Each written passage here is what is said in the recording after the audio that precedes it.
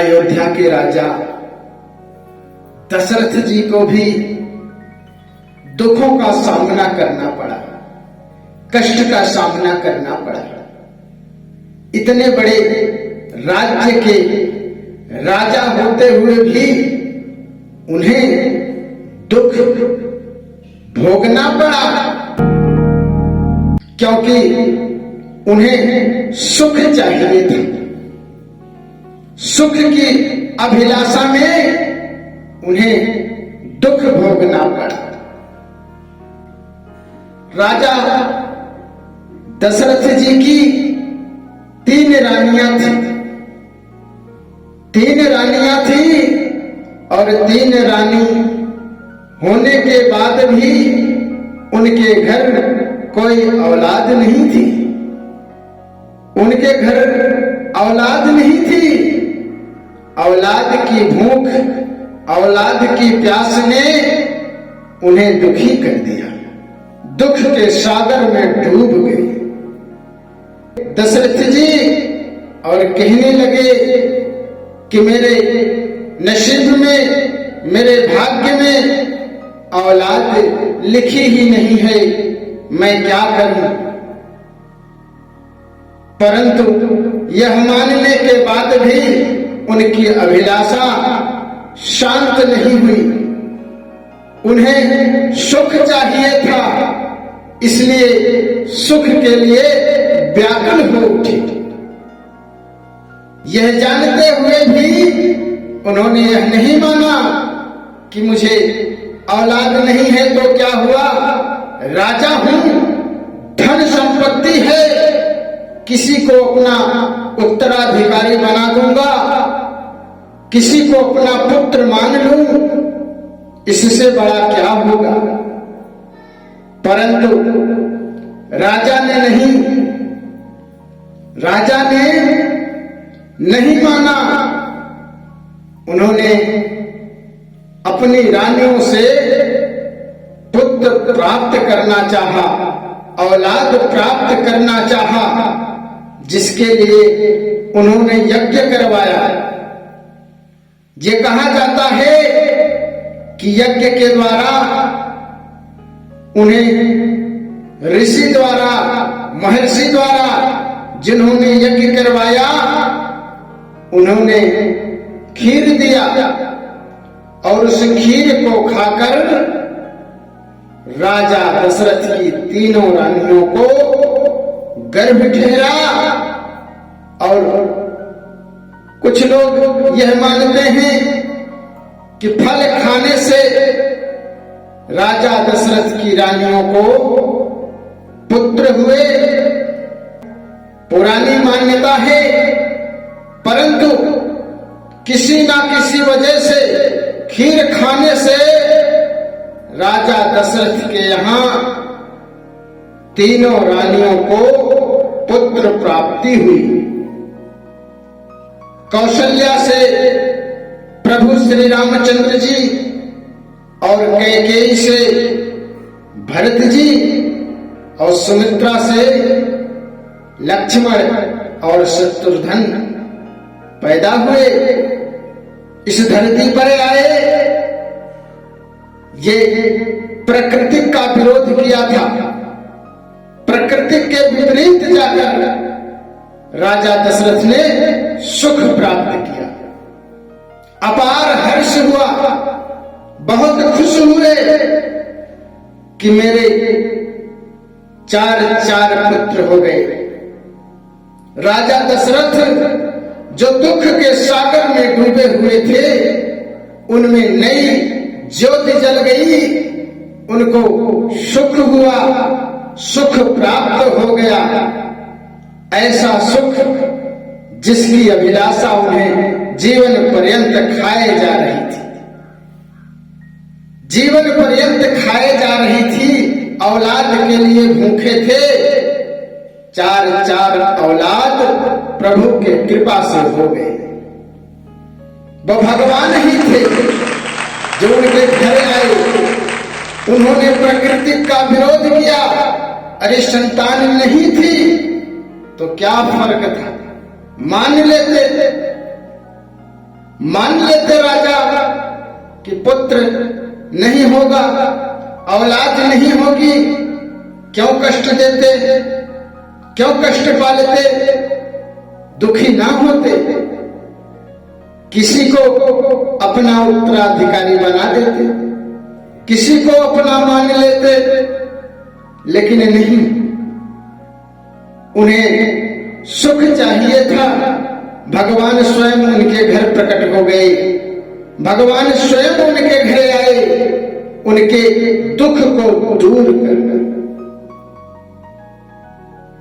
जब औलाद बड़ी हुई,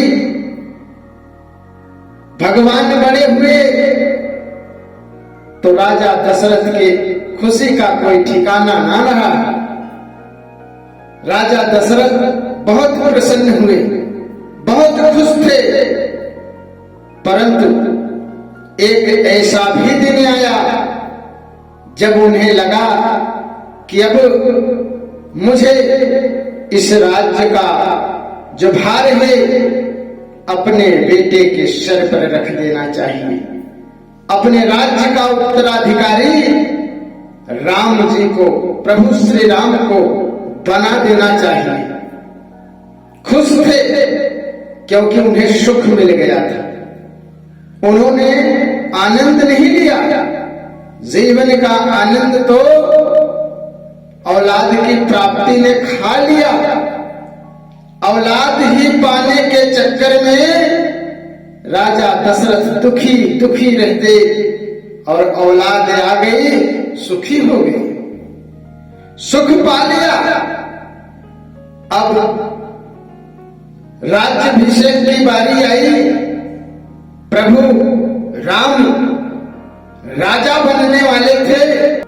चारों ओर हाहाकार मच गया कि अब तो प्रभु श्री रामचंद्र जी राज्य चलाएंगे, राजा बनेंगे। मचे हर घर में, मची हर घर में खुशियां अपार, रामचंद्र राजा बनेंगे। उठे हर घर में खुशियां अपार, रामचंद्र राजा बनेंगे। मची हर घर में हो, मची घर घर में खुशियां अपार, रामचंद्र राजा बनेंगे। चारों ओर प्रभु के जय जयकार होने लगे कि अब तो प्रभु राम राजा बनेंगे, खुशियां होगी, राम राज आ जाएगा। चारों तरफ खुशियां ही खुशियां मंडराने लगी, खुशियों के बादल झरझराने लगे। राजा दशरथ भी बहुत प्रसन्न थे। क्या जानते थे कि जिस सुख को हमने प्राप्त किया है वही दुख का कारण बनेगा। मंथरा आई, भगवान की जो मर्जी होती है हुआ वही। मंथरा आई, बाल को बिखेरे हुए और कैकेयी के पास पहुंची। जैसे ही मंथरा बाल बिखेरे हुए कैकेयी के पास पहुंची तो कैकेयी जी ने देखा, माता ने देखा कि ये कैसे बाल बिखेरे हुए मंथरा चली आ रही है। डांट कर पूछा, हम सबने शीश गुथाए हैं पर तुमने बाल बिखेरे हैं। तू जो रो रही सगुन शायद यह कैसे लक्षण तेरे हैं। क्या कहीं झगड़ कर आई हो, भूखी अथवा प्यासी हो, मेरी सौगंध बता जल्दी, दासी क्यों तुझे उदासी हो। जो उदासी किस लिए है दासी, बताओ। तो मंथरा तो बोली कि कल तो राम राजा बनेंगे और बेचारा भरत कहीं का नहीं रहेगा। और तुम सच समझ रही हो, तुम्हें लज्जा नहीं आती? मंथरा ने डांट कर कहा तो कैकेयी को गुस्सा आया। कैकेयी भी गुस्से में आकर कहा, चल भाग यहां से चंडाली, किसने तेरी मत मारी है, जो सच रुई की ढेरी को बनकर आई चिंगारी है। अब की जो ऐसे वचन कहे तो मुंह तेरा नुचवा लूंगी, युवराज होगा राम जिस क्षण, तुझको मुंह मांगा भर दूंगी। तू मुख्य अनुचरी है मेरी, इस कारण पुरस्कार यह ले, कल है त्योहार हमारे घर, दासी उपहार हार यह ले। माता कैकेयी ने अपना हार उतारते हुए मंथरा को दे दिया। कहा, ले लालची कहीं की, क्या कह रही है? अरे मेरे लिए तो सब मेरे ही हैं। परंतु मंथरा का दिल अब भी ना भरा। कहने लगी, वाह, कैकेयी जी से माता से कहा, वाह, राम तो दूसरे का पुत्र है, कौशल्या का पुत्र है, तेरा पुत्र तो भरत ही। बचपन से मैंने भरत को ही राजा माना है, और तुम कह रही हो राम राजा होंगे। राम राजा नहीं होंगे, भरत होगा, मैं कहती हूं। इतना जब कैकेयी मां ने सुना तो क्रोध से आग बबूला हो गई, परंतु अपने आप को संभालते हुए उन्होंने कहा कि मेरे लिए राम और भरत तो दोनों समान ही, मुझको समान है राम भरत, जो एक पेड़ की शाखें हैं, मुझ चिड़िया के दो पर हैं, दोनों मेरी दो आंखें हैं। जब राम भरत सा प्यारा है, तब भरत राम सा प्यारा है, गोदी का भरत दुलारा है, तो राम नयन का तारा है। इतना जब मंथरा ने सुना तो जान गई कि अब कैकेयी किसी भी रूप में बदलने वाली नहीं है, परंतु उसे तो बदलना था। राजा दशरथ को सुख के जगह दुख भोगना था, सुख लिए थे तो दुख भी आना था। मंथरा ना बदली और भी चढ़ा बढ़ाकर कैकेयी जी से कहने लगी कि जा, तू पछताएगी, तू पछताएगी। जब राम राजा होंगे, मेरा क्या है, मैं तो दासी हूं, नौकरानी हूं। राम राजा हूं या भरत राजा हूं, मुझे क्या, मैं तो तेरे भला के लिए कह रही थी। मंथरा ने खूब भरमाया, इतना भरमाया कि कैकेयी जी भरम खा गई और कहने लगी, हाँ, तू तो मेरा भला चाहती है और मैं तुम्हें जान ना पाई। तू मेरा भला चाहती है, ठीक है मंथरा, अब तू रास्ता बता। तब मंथरा ने रास्ता बताया, कहा कि राजा दशरथ ने तुझे वरदान दिया था, वचन दिया था कि जो तू चाहे वो मांग लेना। अब वही वचन तेरे काम में आएंगे। तब कैकेयी ने कहा, हाँ ठीक कहती हो मंथरा। कैकेयी ने मांग लिया, कह दिया कि राम की जगह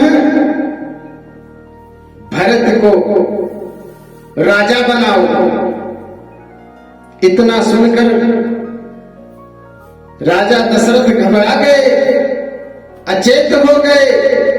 पुत्र तो राम भी था, भरत भी उन्हीं का पुत्र था। घबराए क्यों? क्योंकि जिस सुख को पाने के लिए समुद्र दरिया लांघ गए, वही सुख उन्हें अब दुख दे रहा है। भी था, राम भी आपका ही पुत्र है। यह कहकर कैकेयी ने कहा कि नहीं, भरत को राजा बनाएंगे। तब राजा दशरथ वचन को मानकर, अपने राजा के वचन को मानकर वचन दे दिए। तो कैकेयी का मन ना भरा, कष्ट भी भोगना था। दशरथ जी को कैसे मन भर जाता। दूसरे वचन में कैकेयी ने कहा कि राजा भरत तो बनेंगे, पर राम को 14 वर्ष का वनवास भी होगा।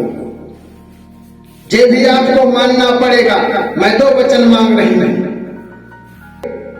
निष्कर्ष यही था कि जिसके लिए दशरथ जी ने, जिस औलाद के लिए दशरथ जी ने सारी दुनिया एक कर दी, सुख को ढूंढने के लिए अंत में वही पुत्र प्रभु श्री राम जी के ही चलते, अपने पुत्र के ही चलते दशरथ जी दुख में इतना डूब गए, इतना डूब गए कि अंततः उनको मृत्यु ने धर दबोचा और वीर गति को प्राप्त हो गए। जिस सुख की अभिलाषा ने राजा को जीते जी जीने ना दिया, वही सुख राजा के अंतिम क्षण में भी दुख बनकर आया और मृत्यु को प्राप्त हो गए दशरथ जी।